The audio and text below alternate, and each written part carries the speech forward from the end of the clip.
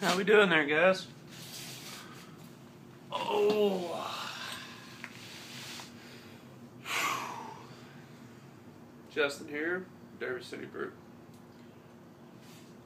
Happy Homebrew Wednesday. Drinking my last final bit of my Hefeweizen. So, knew it was gonna happen. I actually almost put the camera out for this, but figured I wouldn't bore you. Anyways, happy Homebrew Wednesday. It's actually bright and early Wednesday morning for me. Apologize for the moths flying around in my garage. You probably see them on camera. Just got off work, came home and made a baked potato and drank a couple beers. So, the title of this is Oxygen Tanks and Progression. Let's just go with that. So, started off, came home tonight. I put a couple of it's my first all grain beers. Some of y'all's probably seen my videos of brewing my chocolate oatmeal stout, which turned out to be an Imperial. They've been aging in the bottles for about 4 months now. So I figured, hey, I'll go ahead and throw a few in the fridge and see what they're like. There wasn't too many of them left because first all grain batch, I kind of drank a lot of them when I was green. We all know how we are when we're newer to it. Over time, you learn how to control yourself, I guess is the easiest way to put it. But nevertheless, I got probably a 12-pack and 2 bombers of it. And the bombers I'm planning on cellaring for a few years. Anyways, so I tried one this morning, and of course, you know, when I first brewed it, I thought it was the best beer in the world. Yeah, don't get me wrong, it's drinkable. It's very drinkable. It's not something that, I don't think it's something that I'm going to brew again. Let's just put it like that. And it's nothing that I'm going to be putting in the fridge to cellar for a while. I was going to enter it in some competitions, but I don't know yet. So, I had a pint of that, or I chugged a pint of that because it wasn't sip worthy. Let's just go with that. It's a new word right there for the homebrew community, sip worthy. Had that, and then I drank a Sierra Nevada Torpedo, classic, great one, always a good fallback, sells everywhere. Had that with my dinner, I guess is what you would call it. So, 2 high alcoholic beers, and now I'm sitting back with the last, as y'all are witnessing, the last of the Derby City Hefeweizen.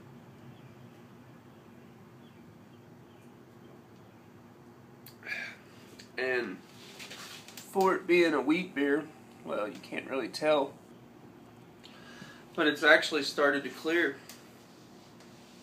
So, moving on. This is more of a question area for you all. About 2 months ago, I scored some oxygen tanks from a family member. We'll just leave it at that. These are not stolen or nothing. They were given to me. But anyways, it came with the regulator. As you can see, that's off. It's just a normal regulator. Shows PSI on it, everything. It goes on the tank like so. Of course, I said I would take it for oxygenating my wort. It worked perfect. Now, even the person that I got this from, not releasing any names, said they worked fine. So, question asked. This right now is off.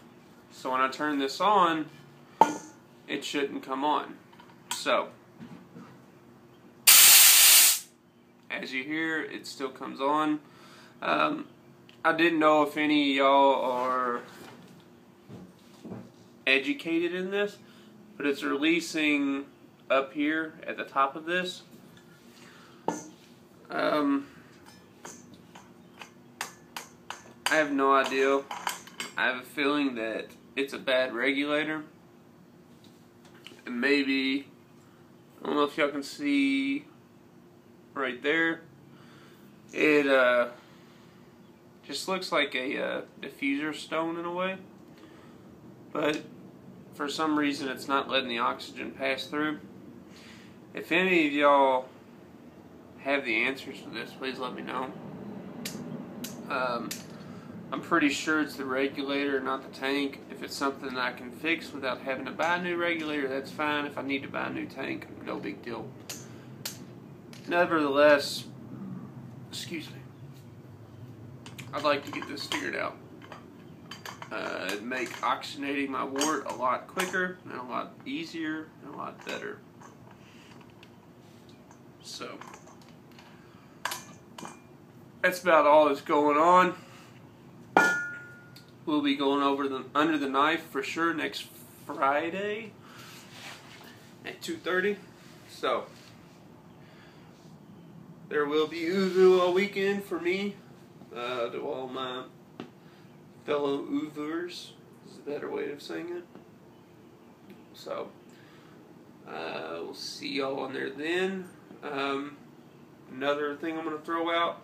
I'm probably going to be brewing on Father's Day. It's a perfect excuse for me to get away with brewing without the wife getting mad. If any of y'all are interested in me casting and jumping on and shooting the shit while I brew, I'll be more than welcome to cast. I just need 7 or 8 people that's going to say they're going to get on. So, comment below. Let me know. Tell me what you think. If you think you'd be free, I do know it's Father's Day, so that's going to burst a lot of bubbles. And I know a lot of people aren't going to be able to. But, figured I'd continue the trend with Tiny and Justin, and then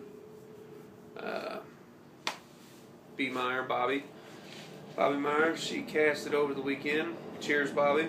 We had a good time. I was glad to be there for the Lemongrass Week. But if any of y'all are interested and you'd like to see me brew, I'd be more than happy to do it. It's no big deal. It's actually going to be my father-in-law's first brew. Me and him's getting together, and we're going to brew the popular by demand chocolate milk stout.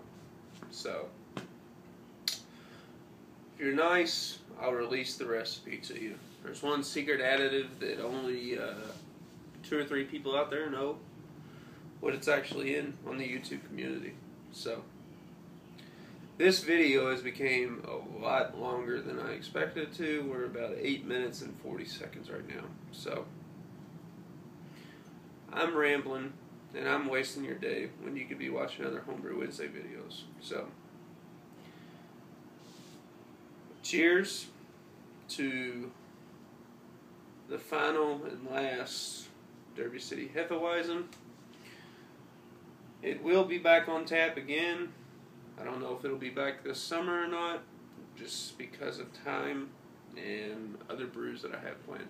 Oh, real quick before I forget, I am thinking about doing a cast on the 22nd.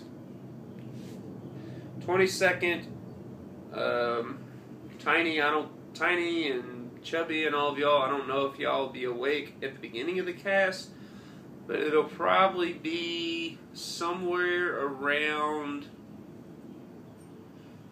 12 o'clock Saturday Eastern Standard Time, which forwards on to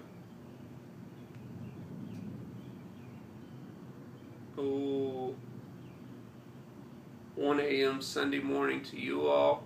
So I reckon y'all won't be up yet. But if you are, you're drinking, you're having a good time, fuck it, let's come along.